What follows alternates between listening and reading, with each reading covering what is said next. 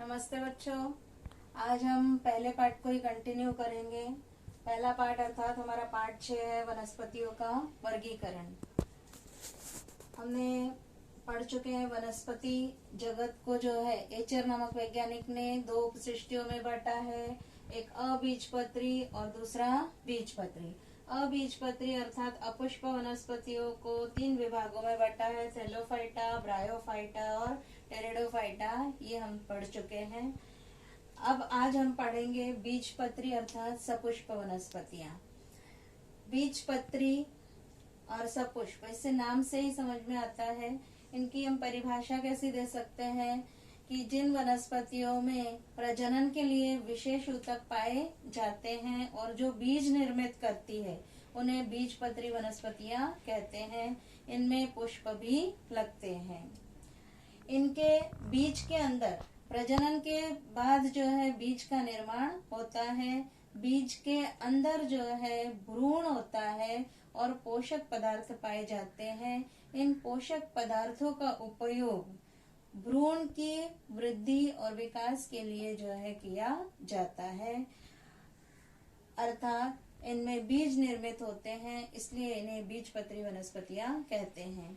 अब जो बीज निर्मित होते हैं इनके बीज के ऊपर आवरण पाया जाता है या नहीं पाया जाता, इस आधार पर बीजपत्री वनस्पतियों को 2 भागों में बांटा गया है। एक है अनावृत बीजी, अनावृत बीजी, और दूसरा है आवृत बीजी।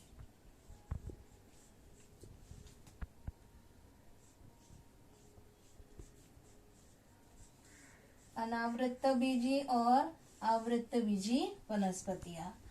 अनावृत बीजी वनस्पतियां अर्थात क्या, जिनके बीज के ऊपर आवरण नहीं पाया जाता। आपने बगीचे में जो है साइकस ट्री, पाइनस ट्री ये देखा हुआ है। अलग अलग प्रकार की वनस्पतियों को अगर निरीक्षण आप ध्यान से करें तो साइकस, पाइनस, इनमें क्या होता है कि ये बहुवर्षीय वनस्पतियां होती है, काष्ठमय वनस्पतियां होती है, लेकिन इनमें जो है शाखाएं नहीं पाई जाती। इनके तनों में शाखाएं नहीं पाई जाती।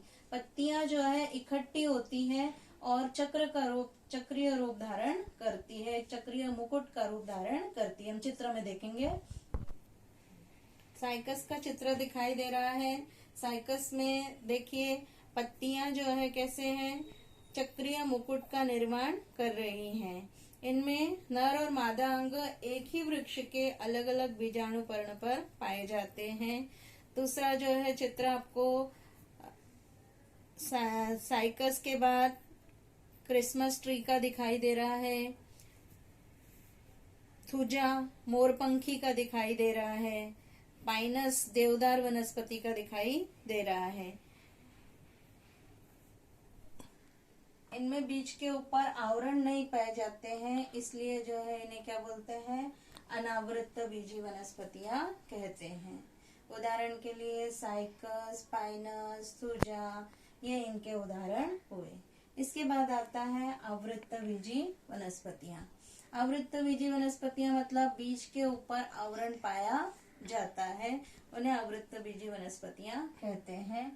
अब ये आवृत बीजी वनस्पतियों में बीज में जो है, बीज को अगर देखेंगे, अगर अलग अलग प्रकार के, आप भी एक प्रयोग करके देख सकते हैं। अलग अलग प्रकार के बीज ले लीजिए और उनको जो है भिगा कर रखिए। फिर उदाहरण के लिए देखिए, यहाँ पर जो है मैंने लिया है, यहाँ काजू लिया है। देखो काजू के 2 भाग हो रहे हैं, इसका अर्थ क्या है, ये द्विबीजपत्री है।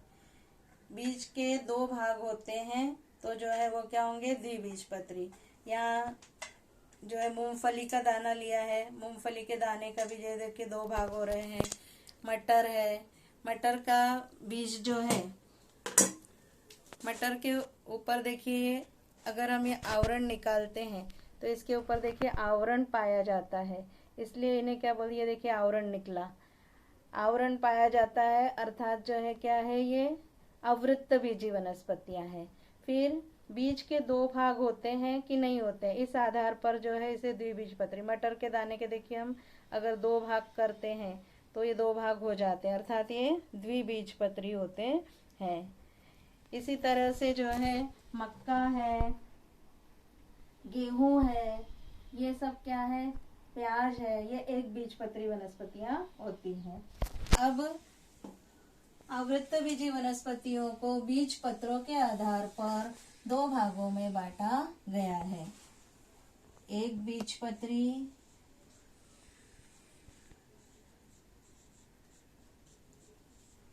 और द्विबीजपत्री।